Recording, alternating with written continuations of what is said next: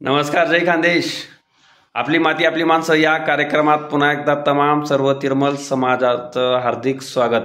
पुन्हा एकदा मी योगेश तिरमले एक नवीन व्हिडिओ घेऊन आलो आहे. बऱ्याचशा कालावधीनंतर एक नवीन व्हिडिओ बनवून टाकण्याची माझी इच्छा झाली. त्याच्यापासून मी स्वतःला थांबवू शकलो नाही. विषय खूप गंभीर आणि खूप महत्त्वाचा आहे. तर व्हिडिओ तुम्ही सर्वांनी शेवटपर्यंत ऐका. आणि ज्या ग्रुपला मी नाही त्या ग्रुपला तरी सर्वांनी तो व्हिडिओ प्रत्येका समाजाला शेअर करायचं माझं म्हणणं आहे. व्हिडिओ जर मोठा होत असेल तर मी यूट्यूब लिंकद्वारे तो टाकेल ना, तुम्ही बघा. तर विषय असा आहे की गेल्या 1.5 ते 2 वर्षापासून मी अशी व्हिडिओ बनवतोय आणि ते समाजाला टाकून काही मी मांडण्याचा प्रयत्न करतोय. पण हे टाकत असताना गेल्या 1.5 ते 2 वर्षापासून बऱ्याचशा समाजाच्या लोकांनी माझ्यावर टीका केली. काही लोकांनी मला चुकीचं ठरवलं की हे तुझं व्हिडिओ बनवते चुकीचे, याच्यामुळे तुझं स्वतःचं इम्प्रेशन खलास होईल, स्वतःची इज्जत जाईल बा, तो स्वतःचं हे करतोय, समोरच्यावर काही एक फरक पडत नाही याच्यामुळे. पण हे करत असताना मला स्वतःलाही वाटलं की आपण चुकीच्या मार्गाने चाललो. बरेचसे लोक आपला टीका करतायत बुवा. पण मी माझे व्हिडिओ अधूनमधून चालूच ठेवले. पण हे व्हिडिओ मी ज्यावेळेस बनवून समाजाच्या ग्रुपला टाकत होतो, पण ही व्हिडिओ सोशल मीडियावर सुद्धा जात होते. सोशल मीडियावर फेसबुकला, इंस्टाला ज्यावेळेस व्हिडिओ गेले तर महाराष्ट्रातील इतर लोकांनी ते सुद्धा व्हिडिओ पाहिले. तर इतर लोकांनी ते व्हिडिओ पाहिले आणि त्यांनी मला मेसेज करायला सुरुवात केली की जे तुझ्यासोबत गेले ते आमच्यासोबत सुद्धा घडलं आहे, आमच्यावर सुद्धा खोट्या केसेस दाखल झाल्यात, आमची सुद्धा फसवणूक झाली. तर आपण यासाठी काय केलं पाहिजे, आपण कायदे बदलायला पाहिजे, आपण काही लढा दिला पाहिजे, असं एक त्यांनी कल्पना सुचवली. आणि अशाद्वारे माझ्या बऱ्याचशा लोकांशी माझी ओळख झाली. आम्ही त्यांच्याशी प्रत्यक्ष फोनवर आमचं बोलणंही झालं आणि त्यांना एक कल्पना सुचवली की आपण सर्वांनी एकत्र आलं पाहिजे. मग आम्ही सर्वांचे नंबर एकत्र गोळा केले, व्हॉट्सअप ग्रुप तयार केला आणि व्हॉट्सअप ग्रुप तयार केल्यानंतर त्याच्यात आम्ही असं ठरवलं की आपण सर्व पुरुषांनी एकत्र आलं पाहिजे. ते असं करत असताना महाराष्ट्रातील शेकडो पुरुष आम्ही त्या माध्यमातून एकत्र केली.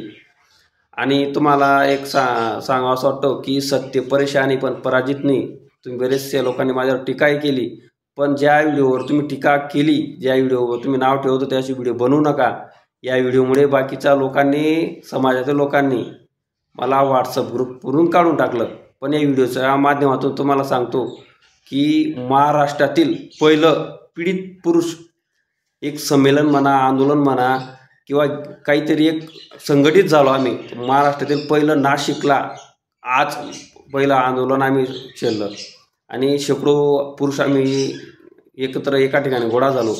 आम्ही न्यूजवालाला बोलवलं आणि त्या माध्यमातून आम्ही सर्वांची एकमेकांची सुखदुःख आम्ही ऐकून घेतली नाही. त्याच्यावर आम्ही काय करू शकतो, आपण त्याच्यावर काय लढा दिला पाहिजे, असा आम्ही एक विचार केला. तुम्हाला सांगण्याचं उद्दिष्ट असं होता, व्हिडिओ बनवण्याचं माझं एक म्हणणं असं होतं की जे व्हिडिओ समाजाने माझं ऐकलं नाही, समाजाने माझ्यावर विश्वास ठेवला नाही, समाजाने माझ्या टीका केली, पण ते व्हिडिओ मी बाहेर जेव्हा जात होते त्या बाहेरच्या लोकांनी मला सपोर्ट केला की तुझं जे म्हणणं आहे, तुझ्या ज्या भावना आहेत त्या योग्य आहेत. मी काय म्हणतो, काही माणसं त्याच्यातली अशी की त्यांना आयराणी समजत नाही. माझे बरेचसे व्हिडिओ आयराणीतले होते, साध्या भाषेत, खानदेशी भाषेतले माझे व्हिडिओ होते, त्यांना आयराणी समजत नव्हती. पण त्यांनी माझ्या भावना समजून घेतला की तू बोलतोय ते खरं आहे, तू सत्तेच्या मार्गावर आणि हे झालं पाहिजे, याच्या विरुद्ध आपण लढा दिला पाहिजे कधी. आणि मी समाजाच्या लोकांना असं म्हणतो की तुम्ही आपले राहून मला सपोर्ट केला नाही, जवळचे माणसं, माझ्या समाजातले, माझ्या भावकीतले, माझ्या गावातले राहून तुम्ही सपोर्ट केला नाही, मला चुकीचं ठरवलं. बाकीच्या लोकांनी मला व्हॉट्सअप ग्रुपवरून काढून टाकलं. तर या लोकांनी सरळ माझी भाषा समजत नाही. त्याच्यातला एकही माणूस माझ्या गावातला नाही, माझ्या तालुक्यातला, माझ्या जिल्ह्यातला सुद्धा एकही माणूस नव्हता. आम्ही ऑलराऊंडर बाहेरचे लोक त्यांना बोलवलं होतं आणि त्यांनी आम्हाला समजून घेतलं. जे बाहेरचे लोक समजू शकतात पण आपल्या समाजातील लोक आपल्या लोकांनाही समजून घेत नाही. एक मोठी शोकांतिक आणि एक दुःखाची गोष्ट आहे. आणि बरं सांगावं असं वाटतं की आपल्याच लोकांना आपण जर समजून घेतलं नाही ना, आज जर आपण या गोष्टीकडे जर लक्ष दिलं नाही तर भविष्यातील मोठे संकट येऊ शकतो की बऱ्याचशा लोकांवर अशा खोट्या केसेस दाखल होऊन याच्यावर म्हणजे आपली जी समाज संस्था आहे, म्हणजे एक प्रकारे जे आपण विश्वास एकमेकांवर ठेवतो ती विस्कळीत होईल. आपला एकमेकांवर विश्वास राहणार नाही. की बरेचसे जर असे प्रकारचं घडत असतील तर माझं तर आता आम्ही जे वेळेस आमचं हे आता संमेलन घडलं पहिलं महाराष्ट्रातील पीडित पुरुष संमेलन, जे आम्ही फक्त या व्हिडिओच्या माध्यमातून घडून आणलं आम्ही, तर फक्त व्हिडिओ बनवला म्हणून हे संमेलन शक्य झालं. जर मी व्हिडिओ बनवले नसते, नाही व्हायरल केले नसते, लोक मला जॉईन झाले नसते, मी त्या लोकांना जॉईन झालो नसतं, नाही घडलं नसतं. व्हिडिओच्या माध्यमातून घडलं. एक माझं सांगणं आहे, त्यांचं असं म्हणणं होतं की आपण हे कायदे बंद केले पाहिजे, कायदे आपण बदलले पाहिजे, असं त्यांचं एक म्हणणं होतं.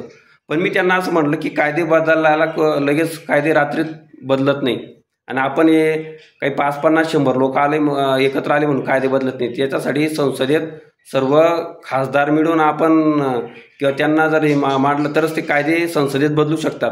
आपण साध्या आमदारांपर्यंत पोहोचलो आणि कुठं मंत्र्याला लेटर लिहिलं तर कायदे बदलत नाही, याला खूप प्रोसेस लागते.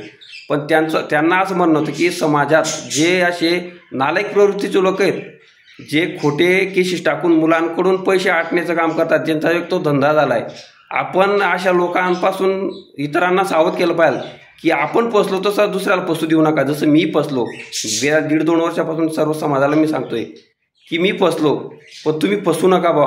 या लोकांपासून तुम्ही सावध राहा. पण लोकांनी मला वेड्यात काढलं, पण बाकीच्या लोकांनी मला समजून घेतलं बा. तर त्यांना इथेच सांगितलं की ज्या लोकांनी तुमच्यावर खोट्या केसेस केल्यात, पहिले तुम्ही यांचा काटा काढा आणि समाजापुढे यांचा खरा चेहरा लक्षात आणून द्या की लोक कसे आहेत बा. जसं मी माझ्या समाजात प्रयत्न केला, पण लोकांनी लक्ष दिलं नाही. पण आजही तुम्हाला तेच सांगतो की आज जर तुम्ही या गोष्टीला लक्ष दिलं नाही, आज मी जर अटकलोय या प्रोसेसमध्ये, कदाचित तुमचा येणारा कोणीतरी नातेवाईक तुमच्या घरच्यातला सुद्धा अटकू शकतो. म्हणून ही प्रथा आजच बंद झाली पाहिजे आणि या लोकांना चांगला धडा शिकवला पाहिजे.